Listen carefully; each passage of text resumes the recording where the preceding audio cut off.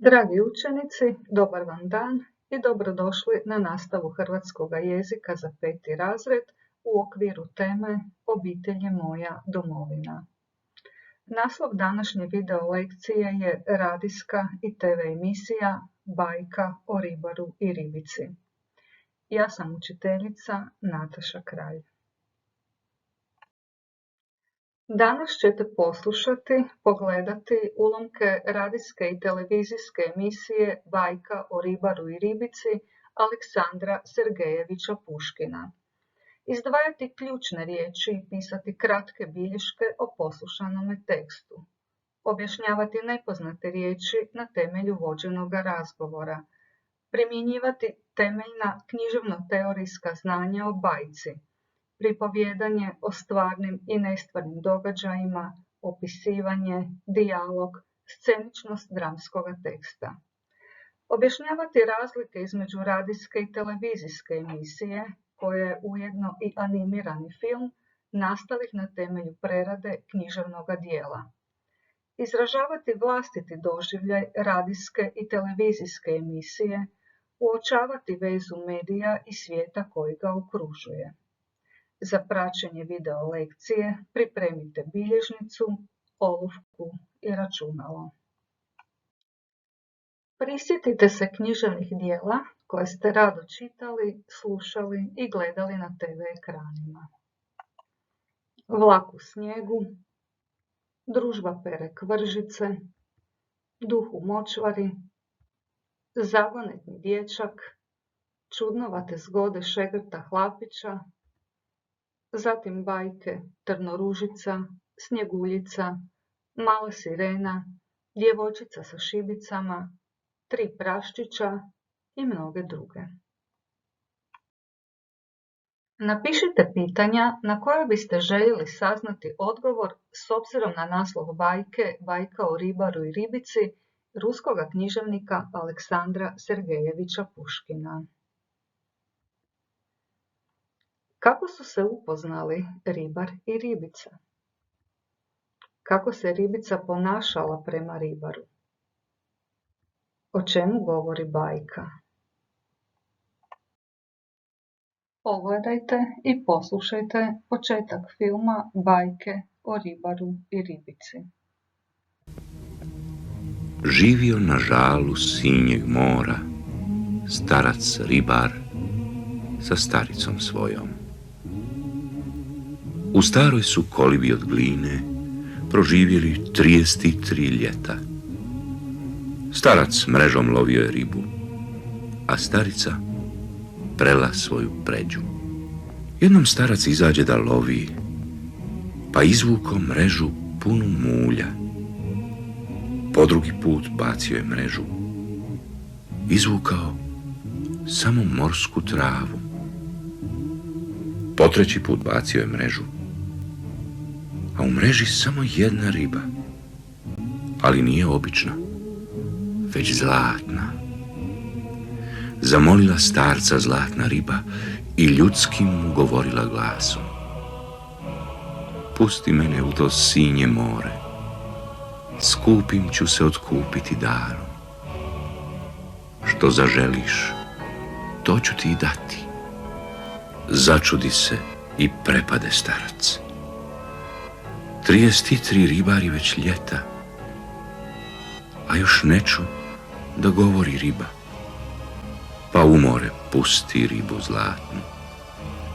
Umiljato njojzi progovara: s Bogom pošla, ribo moja zlatna, ne treba mi tvojega otkupa, već ti pođi u to sinje more, pa ti šetaj kud je tebi drago. Vratio se starac svoje baki, pa joj priča o velikom čudu. Ja sam danas ulovio ribu, ne običnu ribu, nego zlatnu.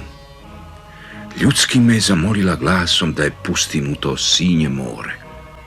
Skupocjeni nudila mi otkup. Što zaželim, to će mi i dati. Ja ne htjedoh otkupa da uzmem, već je pustih u to sinje more. A baka se okomi na starca. Prostačino jedna i budalo. Što ne uze otkupa od ribe? Da si od nje bar korito uzo, ovo naše posve se raspalo.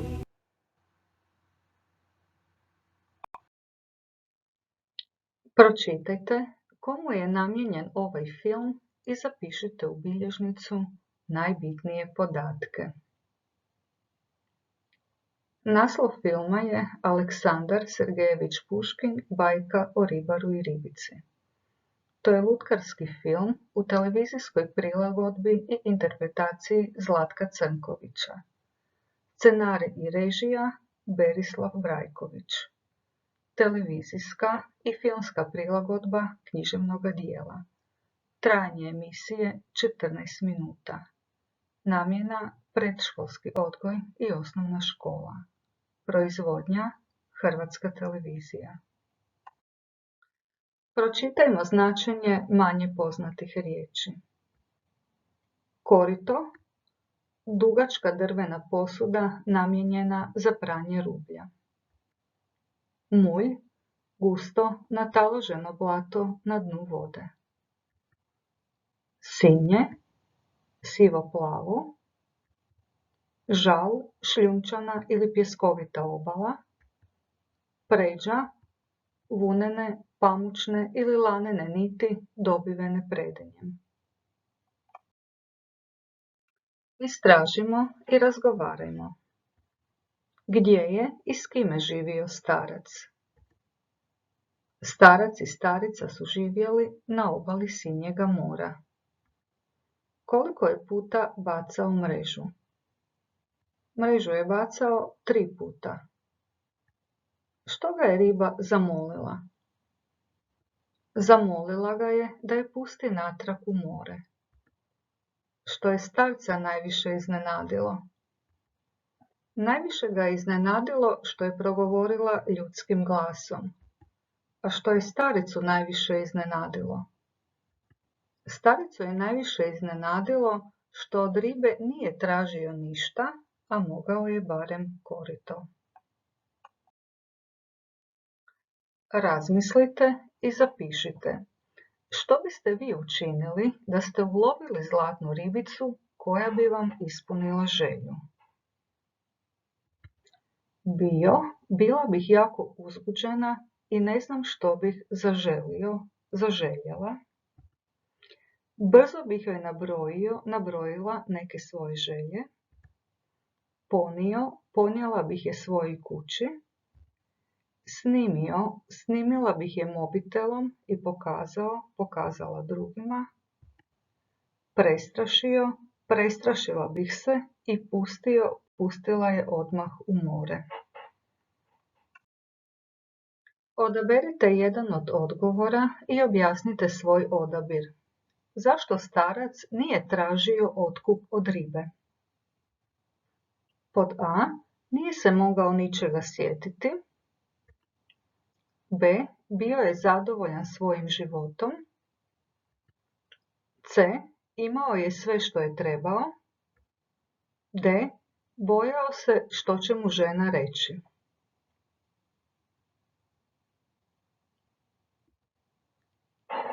Točan odgovor je B. Starac nije uzeo ništa za otkup od ribe jer je bio zadovoljan svojim životom. Iako je bio siromašan i živio je skromno, nije tražio više. Poslušajte ulomak istoimene radio igre. Uputi se starac k moru Sinje. Vidi, more lako poigrava. Stao zlatnu dozivati ribu. Ribice zlatna! Doplivala riba pa ga pita. Što bih htio? Reci meni, starče. Pokloni se starac pa joj kaže. Smiloj mi se, milostiva riba. Navalila name moja stara, ne da meni sjedom starcu mira. Mnogo veli treba joj korito. Ono naše posve se raspalo. Ne jadikuj, nego pođi s mirom. Novo ćete imati korito. Vratio se starac svojoj baki, stoji baba pred novim koritom, pa još gore poče grdit starca. Prostačino jedna i budalo. Izmolila budala korito. Goleme li od toga koristi? Već se vrati budalino stara, pa ti kuću od ribe zamoli.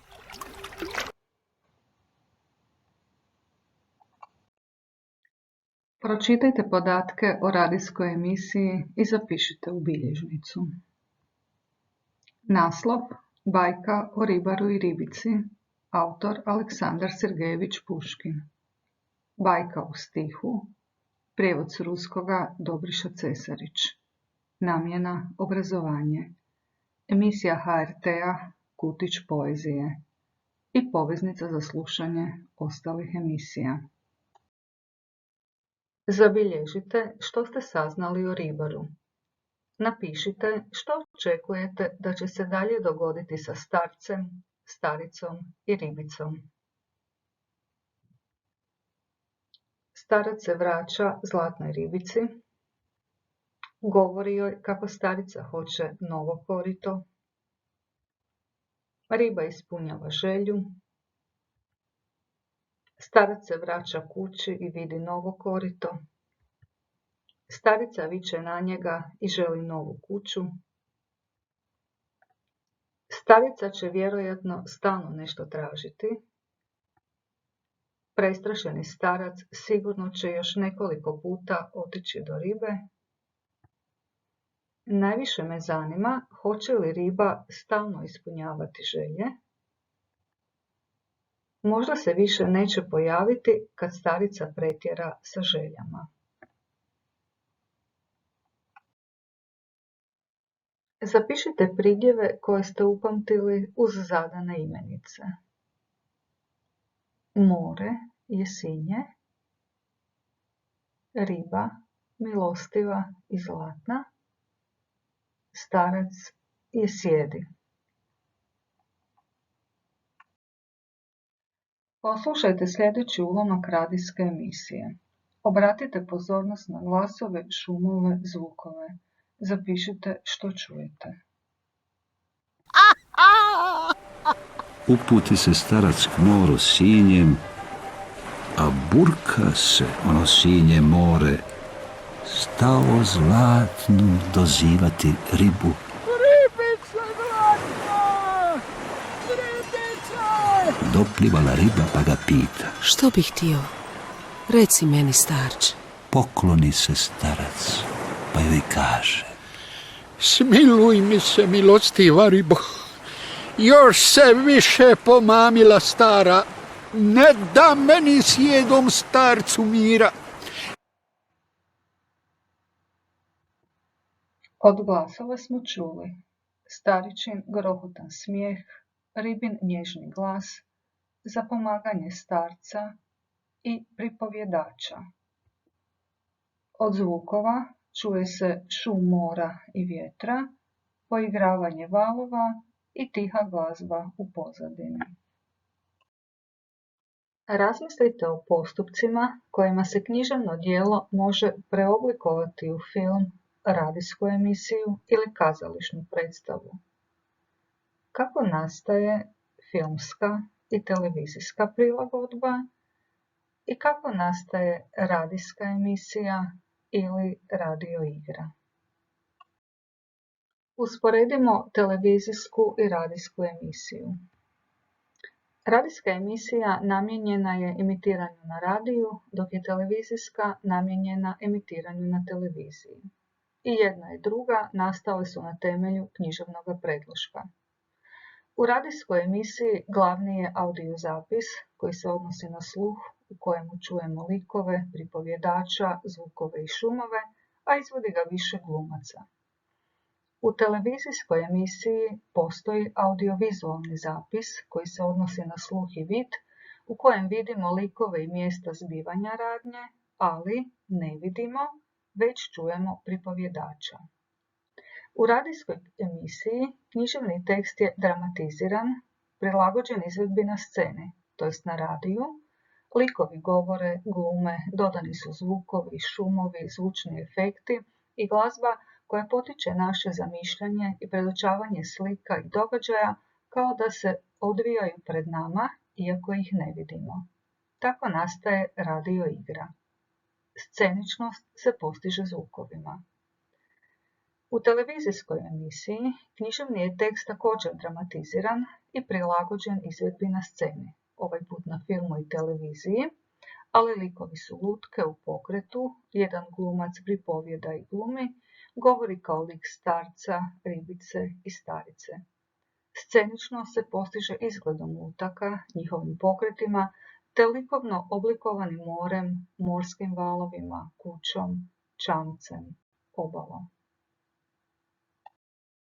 Ponovite, povežite i zapišite. Radio, televizija i film su elektronički mediji jer poruke prenose elektroničkim putem.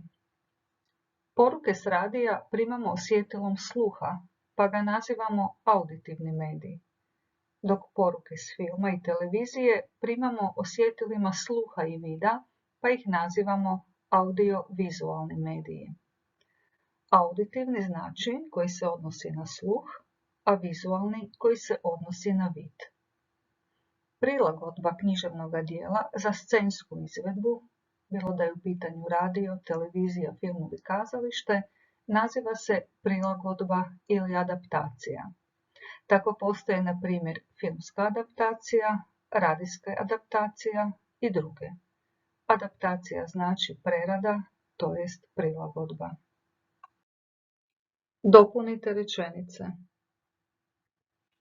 Starac i starica živjeli su u kolibi od. U svojoj kolibi žive. Koliko ljeta. Starac je prvo iz mreže izvukao. Zatim i na kraju. Ribara je žena izgrdila te postala da od ribe traži, a zatim nazvala ga je pogrdnim imenima. Zaustavite video lekciju i riješite zadatak. Provjerimo odgovore. Starac i starica živjeli su u kolibi od gline. U svojoj kolibi žive 33 ljeta, to jest godine.